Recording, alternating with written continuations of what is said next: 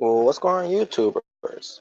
It's the Natural Born Thriller, and welcome everyone to National Wrestling Alliance Review, the show from January 28th, 2020. And this will be your NWA Powerrr results. So let's get right into it, shall we? Excuse me. Trying to clear my throat here a little bit. Basically, this is the fallout of what happened with NWA Hard Times. So here we go. Your commentators are Joe Galley and Stu Bennett. You also have your ring announcer and the viewer, Dave Marquez. And I think Kyle Davis was also doing an interview as well. And also a new interviewer joining along on NWA Powerrr was Sean Mooney.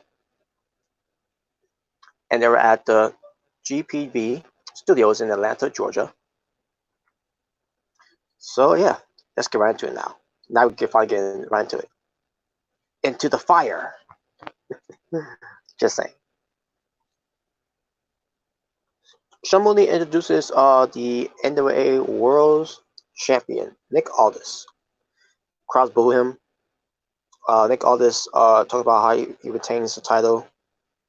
But retains going up against Flip Gordon and saying that he's a flop Gordon. And he basically talks about Mario Squirrel. But retains to basically he's gonna make a deal with Mario Squirrel, and he's gonna show a video proof of it. That someone didn't even know about that was going on between Nick Aldis and Marty Scurll. And we'll get to that later on. Basically, the dealer versus the villain in a way. But we'll get to that later.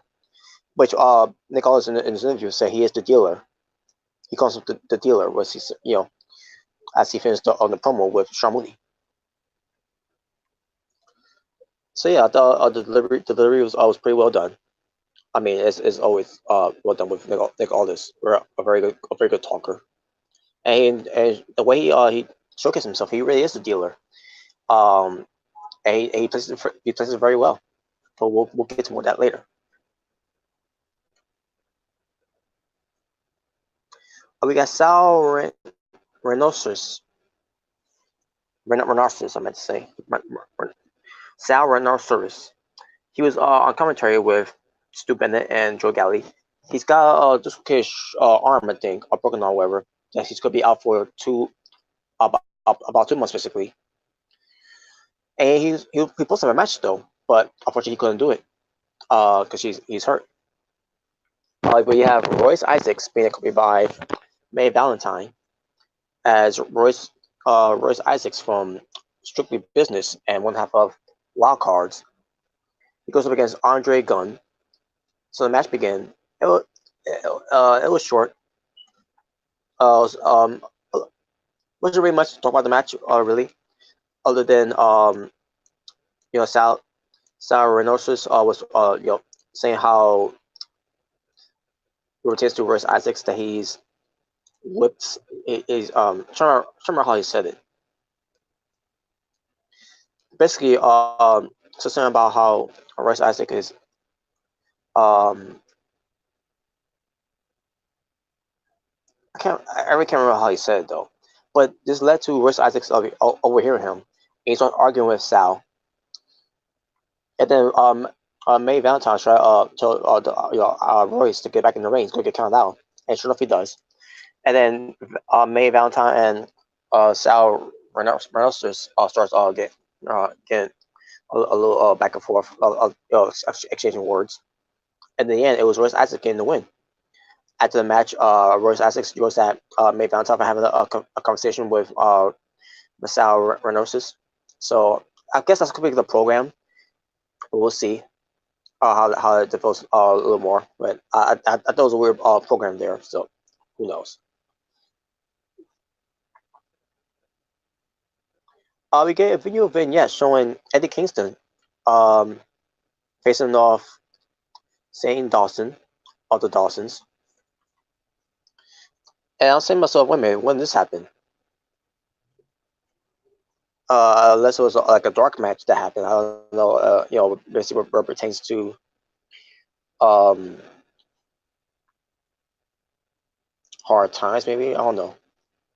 I don't know, but there's a match that they show here. It wasn't a real a long match or anything. It was just a highlights of it of Eddie Kingston versus Zane Dawson, and then he gets jumped by Dave Dawson while the Pope is watching all this going on. I say myself, what's going on here? Like, I really don't know where to go in this direction with the Pope.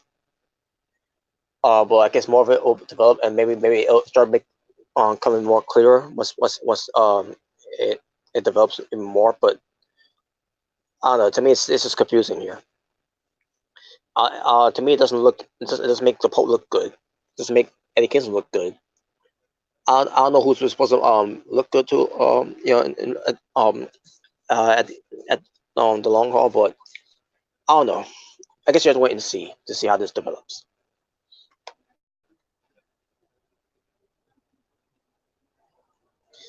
We get Kyle Davis introduced Thunder Rosa for his interview because she is the new NWA World Women's Champion, and she's not alone. Also have Molina and Marta Bell.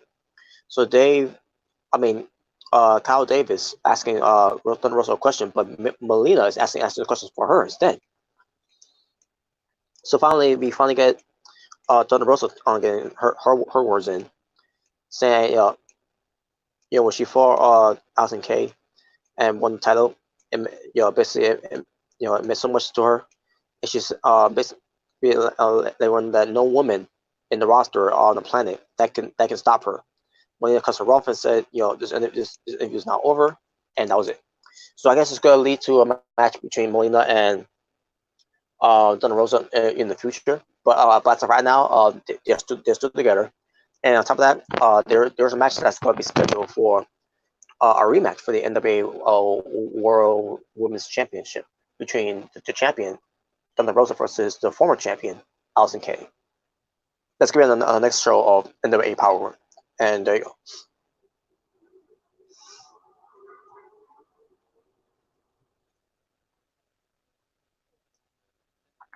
go.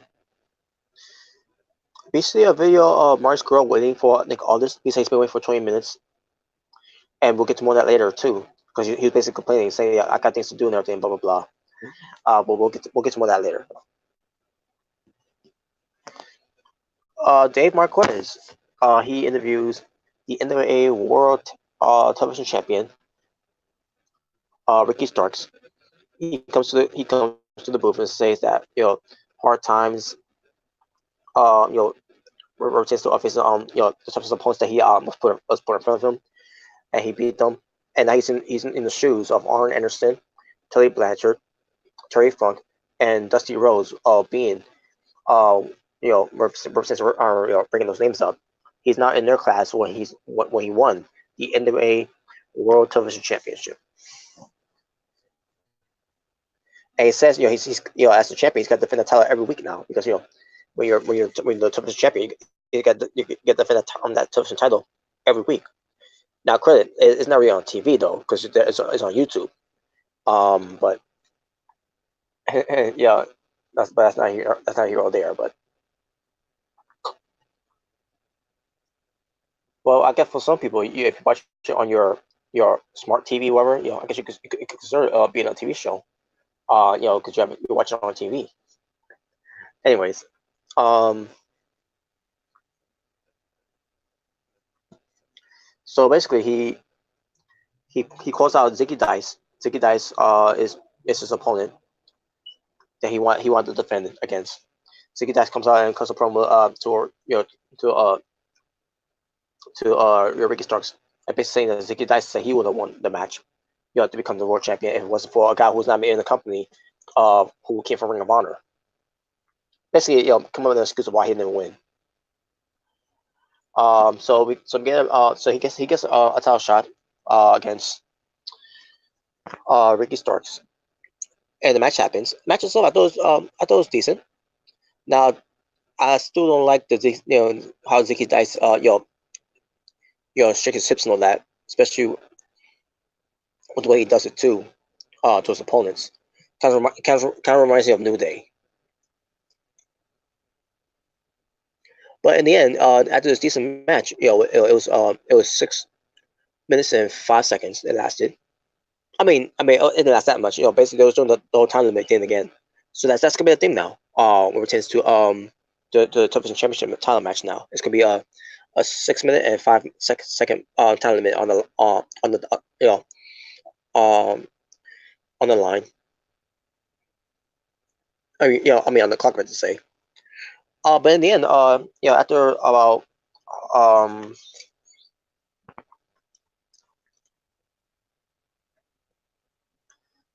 after all that, Ricky Starks beats Ozzy Dice and still the the world the NWA World Television Champion. After the match, we get Joe Galli. He interviews the new NWA World Tag Team Champions in Eli Drake and James Storm. Eli Drake was like, his thing where it's just him talking about it doesn't matter what names we come up with and everything because we're the tag team champions and everything. And then James Storm said, "Yo, and to every competitors in the back, sorry about your damn luck." And basically, James Storm was drunk. He was talking, uh, you know, in a way, with him having a good time and everything. He made this segment work because the way he was carrying himself, and it was very entertaining. He was going crazy in this segment, especially when all of a sudden shooter Aaron Stevens, who is the NWA uh, third degree national champion, who came out with the question mark.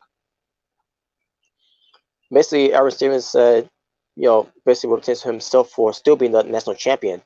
James Storm looks like basically looks like Aaron Stevens, like basically looks like that stupid cow from Chick Flivet. Um, and then James Storm continues on to berate Aaron Stevens and everything. But the way he was doing it too, I think he's like, Storm's basically said something about to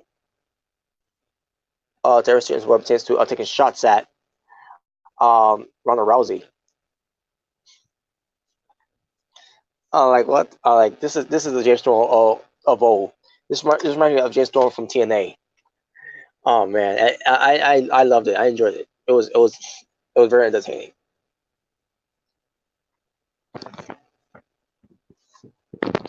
And Drake was trying to calm him down too. And Drake took a sip of his beer. Like okay, this is getting a little awkward now, but I was still loving it though. Also, Trevor Murdoch comes out. Trevor Murdoch says that he he went to hell and back at hard times. Unfortunately, he lost to a better man who became the NWA World Champion in Ricky Starks. And he did it the right way. He did it as a fine champion. Unlike Aaron Stevens, who's not a fine champion because all he did was run away from Scott Steiner, while his sensei, the question mark, ends up taking the beating. And then also in Trevor Murdoch told Aaron Stevens that he's going to have to defend his title against Trevor Murdoch. Mr. Trevor Murdoch let him know that he's going to defend the title against him on the next show of NWA Powerrr.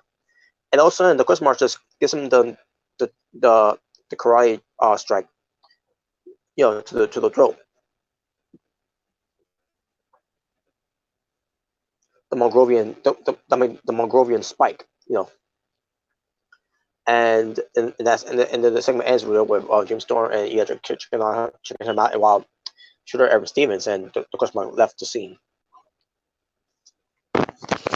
So yeah, the segment it was fun, and it was also intense too. It also got intense too. Fun, entertaining, intense. Yeah, it all there. and also yeah, a sneak attack too.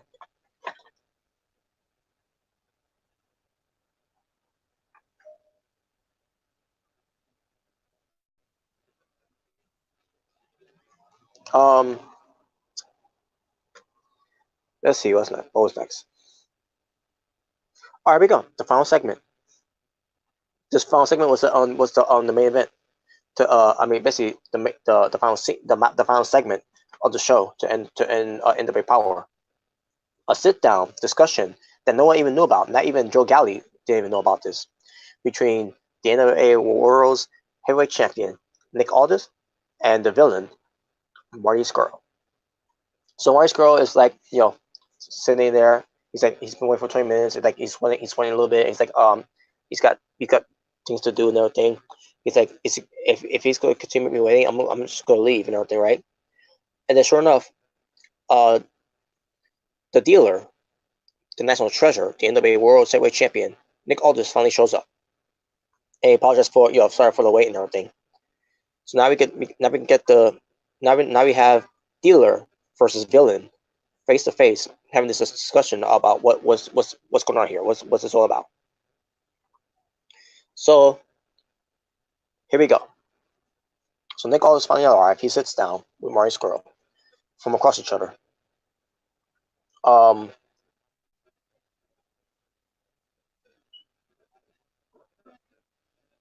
basically, Nick Aldis tells Marty Scurll that uh, he's put himself in a tough position, saying that and I quote, "I've tried to be patient. I tried to be a nice guy and turn the other cheek, but I get really pissed off with despite the fact that I do everything right. I take care of myself. I promise his home. I go above and beyond for this company. I always look out for the boys, and yet I've been I've been settling with some repercussions that might difficult to deal with. Uh, we've been friends more than friends since we were teenagers. And again, this is Nick always saying this, telling this, basically, Nick always telling this to Marty Scurll. But he continues on by saying, there are, oh, one more, folks, one more. I'm sorry, folks, I got to say, I'm sorry about this, folks. One more.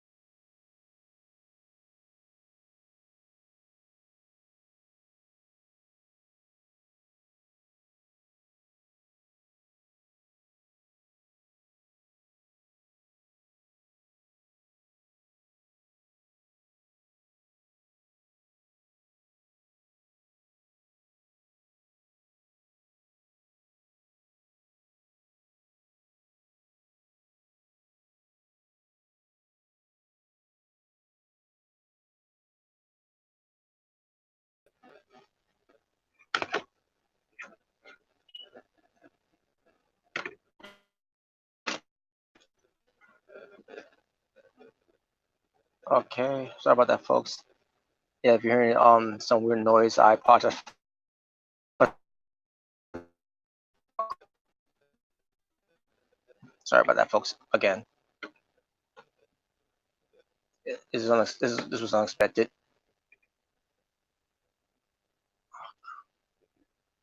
Okay, all good. Sorry about that, folks. May continue on where I left off. Nicholas continue on by saying this to Marty Squirrel. There are those in the business that play nice guy but act like assholes backstage. He never expect Marty Squirrel to to turn to one of those guys to be assholes. He recalls they were on their last title showdown together, which it was from last year's Crockett Cup, you know, from 2019. Admitting that he almost passed off from blood loss, and that match, Nicholas evidently won, and he said to Nicholas saying this to Marius Girl, and I quote, "You know as well as I do that the Crockett Cup 2019 was the final notch for you to be where you need to be. Then you landed this chance, you had this life changing deal. Then you come in here and try to to take my to take what's mine." And then Marco responds by saying, um, even though and I quote, he's made the deal, he's never been world champion.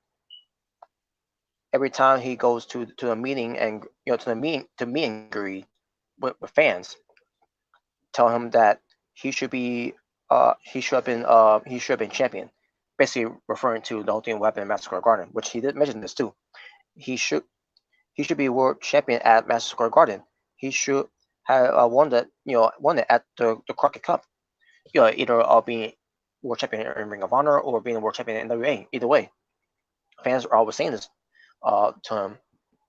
These fans are in the meet and greet, are telling him this to Mars Girl, and I'm pretty sure he's got a lot of that too, which is why Ring of Honor never had him be world champion during that time. They had a chance to do it, but they didn't for some reason they didn't do it. I don't I that's too bothering me to say. I don't get it. Of all people, they give it to Matt Taven. Not, and again, nothing against Matt Taven, but you get what I mean. But anyways, he goes on by saying he doesn't want his career to be defined by being a guy who has never won the big one. I know I can beat you, Nick. And then Nicholas says, they've always been there and made him tap out.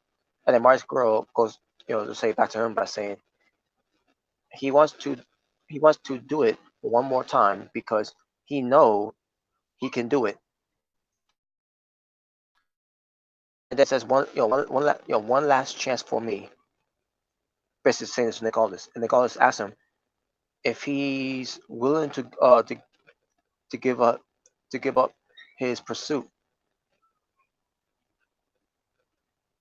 I mean, I'm gonna say it again. He asked basically Nicholas, and I quote, he asked Mark Squirrel if he's willing to give up his purse. And the Squirrel responds by saying he doesn't care about the money. And all this tells Squirrel that at the Crockett Cup then 2020 they will fight. All this says that he defines the terms. Let's let's give you something to lose.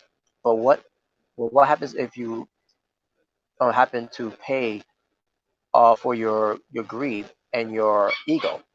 And he says if you don't win, and if I put you down one more time, you he says you personally cut a check and refund everyone in the arena's tickets. He calls it money back guarantee and says that they may not to believe this business is not about money, but that they know it, but no, it is. If you're, I mean, if you're willing to risk that, then you know where to find me. And at this point, Nick always leaves. Marshall sits there, having making that decision, you know, basically contem- contemplates of his massive decision there, and that was it.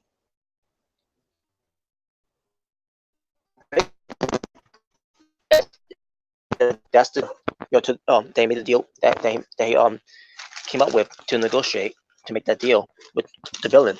Now it's obviously on, and Mark Skrull has got basically going to put his money where his mouth is now, or should I say, put his money into the hands of the back to the fans that pay tickets to the Crockett Cup. So yeah, there you go.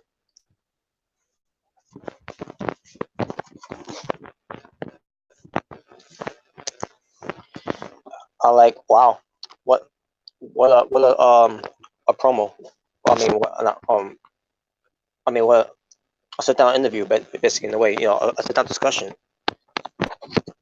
I, yeah, it was very enjoyable and very interesting too. And I like, wow, that was great. That's definitely old school wrestling at its finest. But there you go. That was basically it. Now, as far as the show itself, it's only a two match show. With I guess in a way I wasn't expecting that much wrestling on the show because it was just the fallout of NWA's hard times. So what didn't surprise me it was gonna be either a two match show or a three match show either way. But there you go. So my overall strength for the show I'm gonna give it 7 out of 10. The show was very good. Yeah, it was a little wrestling, but hey, it was still good. I love the what James Storm brought to the table with Eli Drake and everything that's surrounding it, and then wanting with Nick Aldis and Rice Girl that's surrounding it too. It was good. 7 out of 10. And that being said, thank you all for watching. For It's the Natural Born Thriller saying peace on the streets. This was your National Wrestling Alliance review to show from um, January 28th, 2019. I mean 2020. Excuse me. Sorry about that. Um, where it pertains to giving you NWA Powerrr results. Until next time, folks, you'll stay well, stay in peace, stay safe. I'm out, and you all take care.